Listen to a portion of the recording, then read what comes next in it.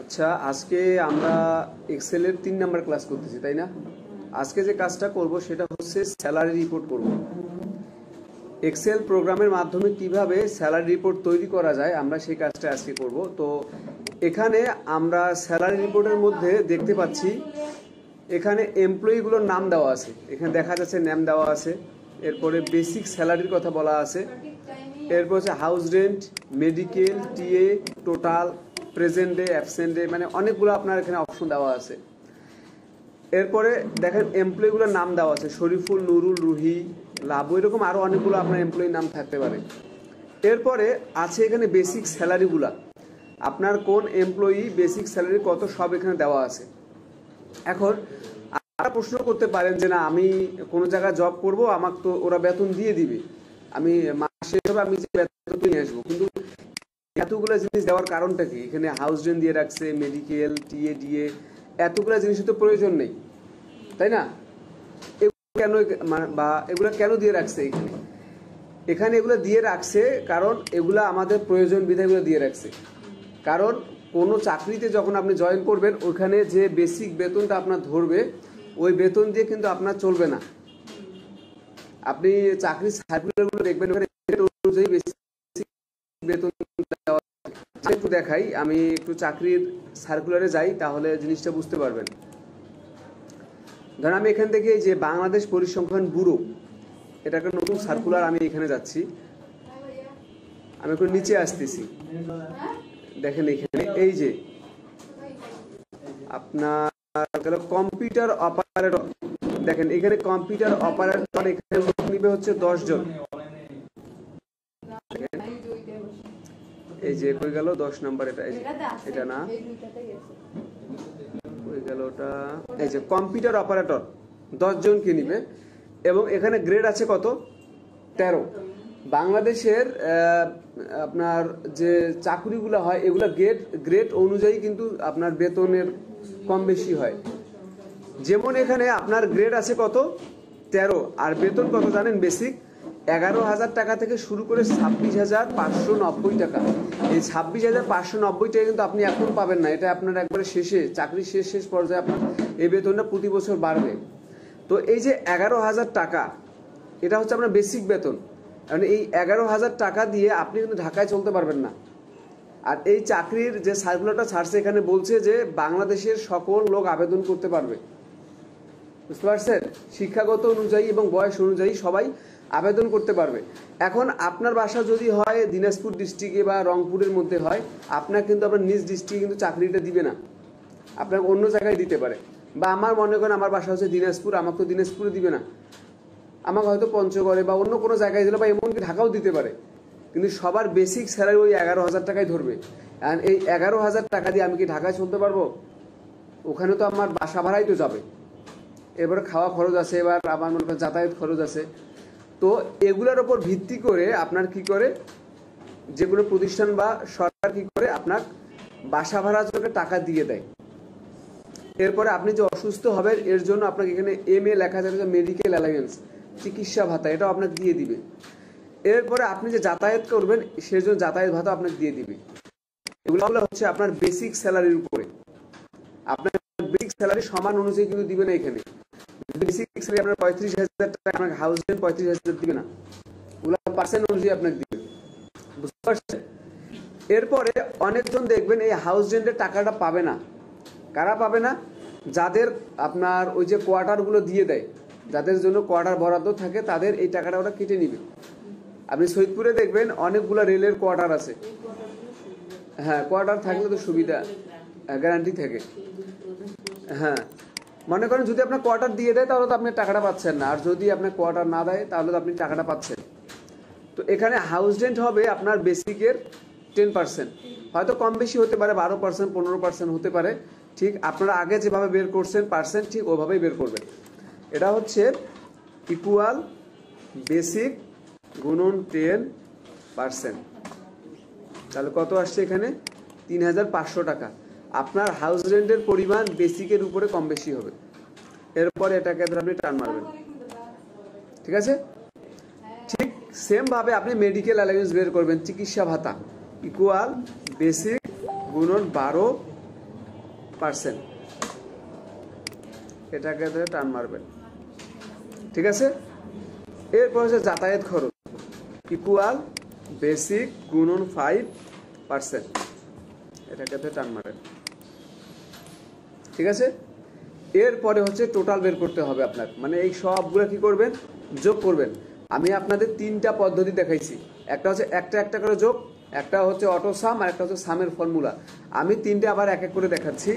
Equal এটা plus house rent plus medical plus TA DA. দেখেন এই ঘরে অনেক সময় আপনাদের সমস্যা হবে যে আমি যেই ঘরে ক্লিক করব ওই ঘরে ক্লিক করা যাচ্ছে না, ওই ঘরে আমার সেলগুলো অটোমেটিক চলে আসছে। যদি ক্লিক করা না যায় তাহলে কি করবেন, এই সেলটার নাম কি হবে, এই সেলের নাম হচ্ছে ই নাম্বার কলাম, আর ঘরটার নাম হচ্ছে কত, সারিটা হচ্ছে 3, তাহলে E3 লিখে দিবেন আপনি। ঠিক আছে, এরপরে ইন্টার প্রেস করেন, দেখেন 44,450 টাকার ক্ষেত্রে টান মারেন। ঠিক আছে, এটা একটা পদ্ধতি। আরেকটা হচ্ছে ইকুয়াল সাম, সবগুলাকে কি করবেন, সিলেক্ট ব্র্যাকেট ক্লোজ ইন্টার, দেখেন এবারও 44,450 টাকা আসছে। আরেকটা হচ্ছে সিলেক্ট করবেন, অটো সামে ক্লিক করবেন, এখানে ক্লিক করতে পারেন বা এখান থেকে সামে ক্লিক করলেও দেখেন বেরিয়ে আসছে। এরপর এটাকে তো টান মারবেন। ঠিক আছে, আচ্ছা এই তিনটার ক্ষেত্রে আমরা একটু পরে আসতেছি। আমরা এখন যাবো পিএফ, এটা হচ্ছে প্রভিডেন্ট ফান্ড, ভবিষ্যৎ তহবিল। আপনি কোনো জায়গায় যখন চাকরি করবেন আপনার প্রতি মাসে ওটা একটা টাকা কেটে রাখবে, এটা আপনার ভবিষ্যতের জন্য, আপনার পরবর্তীতে দিয়ে দিবে, কিন্তু উপস্থিত আপনার কাছে প্রতি মাসে টাকাটা কেটে নিবে। এটা হচ্ছে আপনার বেসিকের উপরে, হয়তো এক এক কোম্পানি এক এক নিয়মে কাটে, হয়তো কোনো কোম্পানি টোটাল থেকেও কাটতে পারে, আবার কোনো কোম্পানি বেসিক থেকেও কাটতে পারে। তো আমরা এখানে বেসিক থেকে কাটবো। ইকুয়াল বেসিক গুণন 8%, তাহলে কত হাজার টাকা হলো এখানে, 2,800 টাকা। এটাকে তো এখন টান মারবেন। ঠিক আছে, এখন দেখেন আপনার টোটাল কত, 44,450 টাকা। আপনার প্রতি মাসে কাটবে কত, 2,800। এটা এই টাকাটা আপনার বেসিক অনুযায়ী কম বেশি হবে, বেসিক বেশি হলে এটাও বেশি হবে, বেসিক কম হলে এটাও কম হবে। এখন হচ্ছে নেট পে, আপনি এখন কত টাকা পাবেন, ইকুয়াল টোটাল টাকা মাইনাস প্রভিডেন্ট ফান্ড। ঠিক আছে, এরপর ইন্টার, তাহলে আপনি প্রতি মাসে 41,650 টাকা আপনি পাবেন। বুঝতে পারছেন এতদূর পর্যন্ত? আচ্ছা, এটা তো বুঝলেন, এটা একটু সহজ ছিল। এখন পরবর্তী এখানে আসি, এখানে তিনটে আরও কলাম আছে, নতুন কলাম। এখানে একটা আছে প্রেজেন্ট ডে, আরেকটা হচ্ছে অ্যাবসেন্ট ডে, আরেকটা হচ্ছে অ্যাবসেন্ট টাকা। এটা মূলত হচ্ছে আপনি যদি চাকরি অবস্থায় মিস করেন, অফিসে না আসেন, তাহলে কি করবে ওরা, আপনি কতদিন মিস করছেন এই ডেটটা ওরা লিখে রাখবে, এবং ওই 3 দিন বা ওই 4 দিন যে আপনি মিস করছেন ওই 4 দিনের কত টাকা হবে এই টাকাটা ওরা কেটে নিবে। এটা বেশিরভাগ ক্ষেত্রে আপনার যারা যে আপনার বেসরকারি চাকরিগুলো করে যারা, ওদের ক্ষেত্রে কিন্তু বেশি হয়, সরকারি হয়। আবার অনেক সময় সরকারিতে আপনার বিভিন্ন দরখাস্ত দিয়েও কিন্তু রেহাই পাওয়া যায়, কিন্তু বেসরকারিতে আপনি কতবার দরখাস্ত দিবেন, আপনি মাসে 2টা 3টা দিলেন কিন্তু পরবর্তীটা দিতে পারবেন না, তাই না? তো দেখেন এটা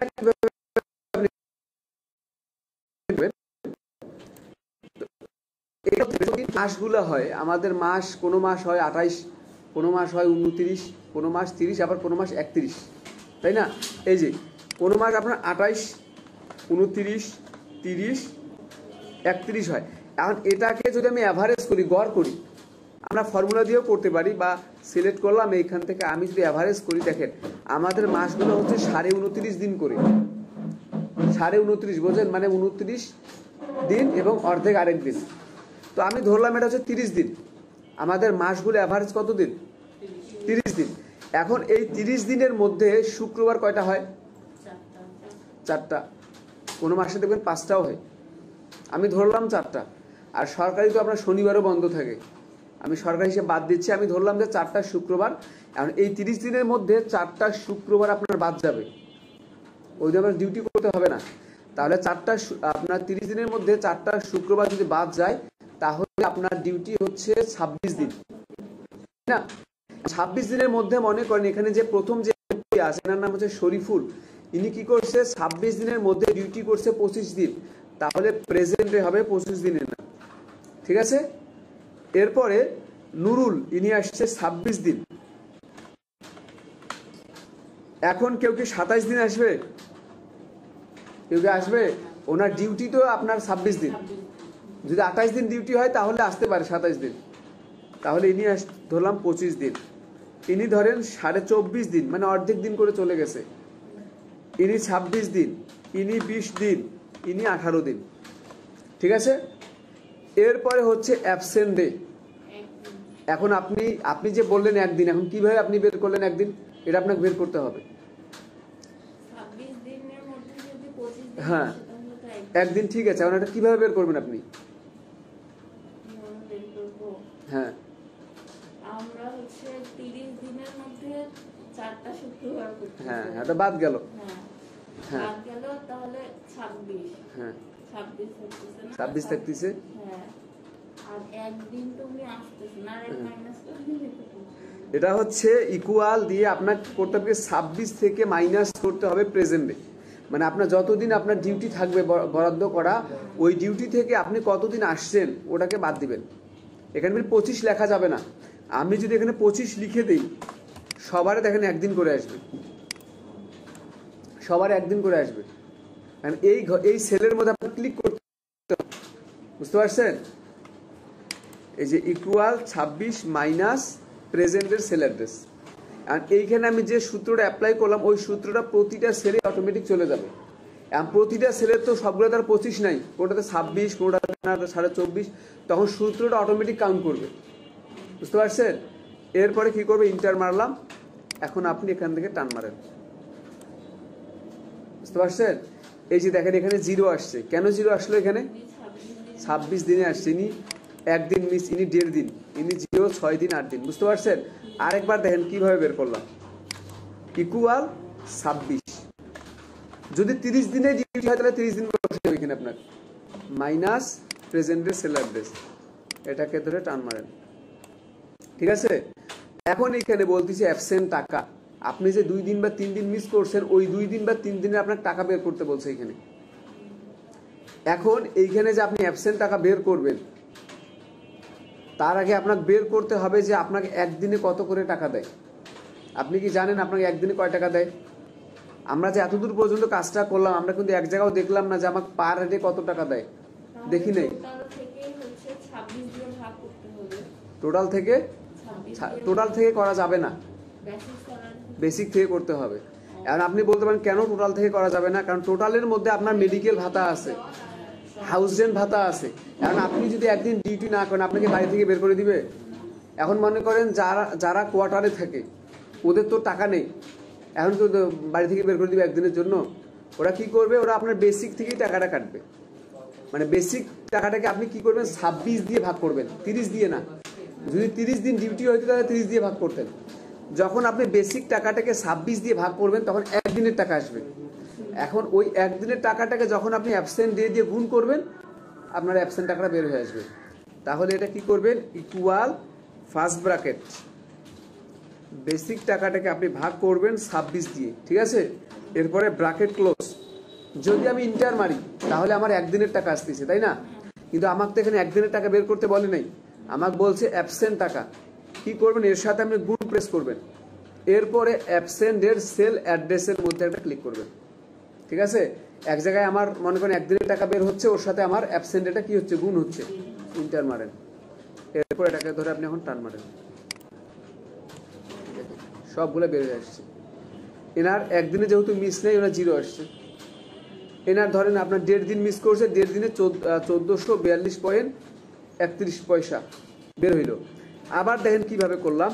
ইকুয়াল ফার্স্ট ব্র্যাকেট, বেসিক টাকাটাকে আমি ভাগ করলাম 26 দিয়ে, ব্র্যাকেট ক্লোজ, গুণন অ্যাবসেন্টের সেল অ্যাড্রেস।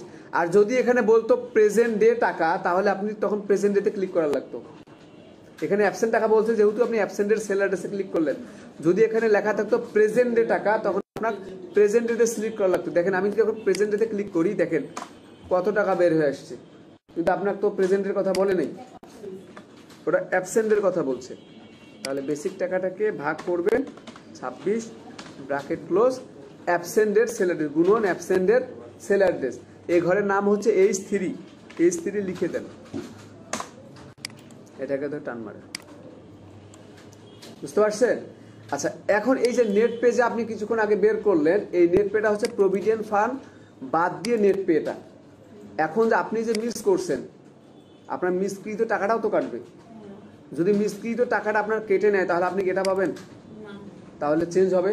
তাহলে কি করবেন, ইকুয়াল টোটালের কাছে চলে যাবেন, total minus first bracket absent টাকা plus provident fund bracket close. আমরা যখন ব্যাংক অ্যাকাউন্টের কাজটা করছিলাম ওখানে নেট পে নামে নিট চার্জ নামে একটা অপশন ছিল, ওখানে আমরা কি করছিলাম যে আমাদের ইন্টারেস্ট থেকে লেভি এবং ব্যাংক চার্জটা এক জায়গায় যোগ করছিলাম, মনে আছে? এই যেটা আমার বের হয়ে গেল, আমরা যদি একটু ব্যাংক অ্যাকাউন্টে যাই এখানে বুঝতে পারবেন। এই যে দেখেন এখানে নিট চার্জ আমরা যেটা করছিলাম, এই যে আমরা কি করছিলাম, D3 হচ্ছে আমাদের ইন্টারেস্ট, ইন্টারেস্ট থেকে আমরা লেভি এবং ব্যাংক চার্জ দুইটাকে এক জায়গায় যোগ করে আমরা কি করছি, মাইনাস করছি, করার পর আমাদের নিট চার্জটা বের হয়েছে। ঠিক সেম নিয়ম আপনি স্যালারি রিপোর্টেও করলেন, এই যে equal total minus first bracket absent টাকা plus provident fund bracket close enter. তাহলে আপনার নেট পে হচ্ছে এখন 40,303.85 টাকা, এটাকে তো টান মারেন, ঠিক আছে? এখন ধরেন কোনো এমপ্লয়ি বললো যে আমি তো অসুস্থ ছিলাম, আমি অর্ধেক দিন বলে চলে গেছি, তখন কি হবে, ওনার এই অর্ধেক দিনটা মাপ যাবে, তখন ওনার হবে কত, 25 দিন। যখন আপনি এখানে 25 বসাবেন, এক্সেলের প্রথম ক্লাস আমি বলছিলাম যে এখানে যে যখন একটা ডাটা আপনি পরিবর্তন করবেন তখন স্বয়ংক্রিয়ভাবে সব পরিবর্তন হয়ে যাবে, বাইরে ক্লিক করেন দেখেন সব পরিবর্তন হয়ে গেল, ঠিক আছে? বা ইনি বলছে আমি অসুস্থ ছিলাম, একদিন ছুটি নিয়ে গেছি, তখন এটা যদি 26 হয়ে যায় তখন কত হইল, ওনার 0। যদি 27 দিন দেন তাহলে কি হয়ে যাবে দেখেন তো, 27 দিন তো মাইনাস, এখানে অ্যাবসেন্ট অন দেখাচ্ছে, আপনাকে 26-এ বসাইতে হবে, বুঝতে পারছেন? তো ঠিক এই রকম করে আপনাদের পরীক্ষায় আসবে, এভাবে আসবে, কিন্তু বাড়তিভাবে আমাদের আরো কিছু শর্ত আছে, ওগুলো আমি কালকে দেখাবো। কালকে আমরা ইলেকট্রিসিটি বিল করব, কালকে মিস দেওয়া যাবে না, কালকে ক্লাসটা খুব ইম্পর্টেন্ট, বুঝতে পারছেন?